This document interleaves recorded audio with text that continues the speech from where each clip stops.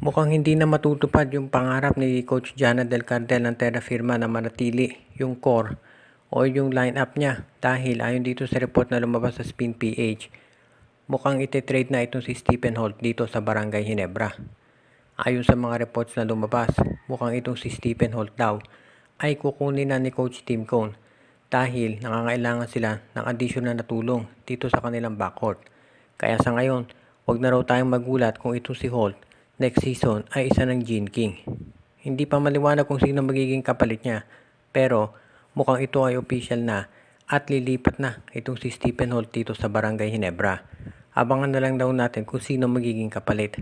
Ang maliwanag dito, mukhang itong management ng SMC ay determinado na palakasin ang koponan ni Coach Tim Cone dahil nakita nga nila maraming pinagdaan ng injury ito at yan ang dahilan kung bakit sila nahihirapan ngayon. Nakita nga natin doon sa game to sa Meralco, nakakontribute lang talaga si Stan Hardinger at si Maverick Anmisi at si Stanley Pringle. So kinakailangan nila ng additional support. Kaya nga mukhang ngayon na gusto nilang gawin ay itong si Stephen Holt ay idagdag sa kanilang koponan. Hindi pa natin alam kung sino ay bibigay dito sa Terra Firma.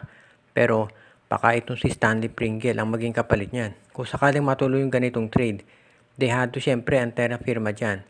Dahil nakita na natin kung gaano kalakas maglaro itong si Stephen Holt at bata pa ito kumpara dito kay Stanley Pringle na mahusay nga pero alam natin na may edad na rin.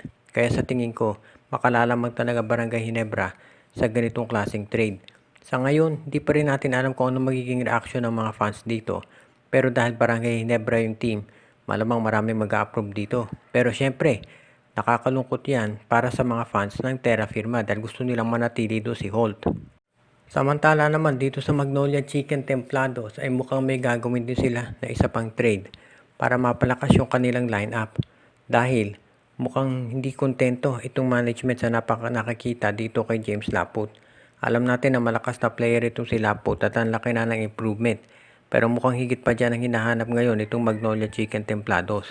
At sa nakikita natin, ang pwedeng gawin ng Magnolia ay trade itong si Laput at ang ipalit dyan ay si Xavier Lucero ng Northport Batang Pier.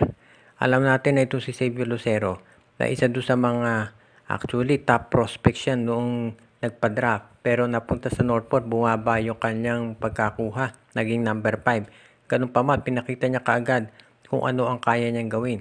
Kaya sa tingin ko magiging magandang asset yan dito sa Magnolia.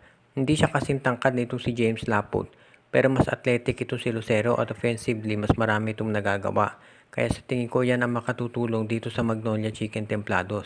Kung sakaling makuha nila itong si James, itong si Xavier Lucero, magkakaroon na sila nung isang matangkad na wingman na may 3-point shot. Sa panig naman ng Northport Batang Pier, kapag nakuha nila itong si James Laput, magsasabi natin na meron na sila na isang center talaga.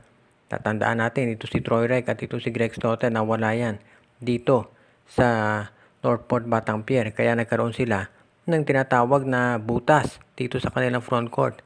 Pero kung makuha nila si Laput, ay maayos nila yan sigurado.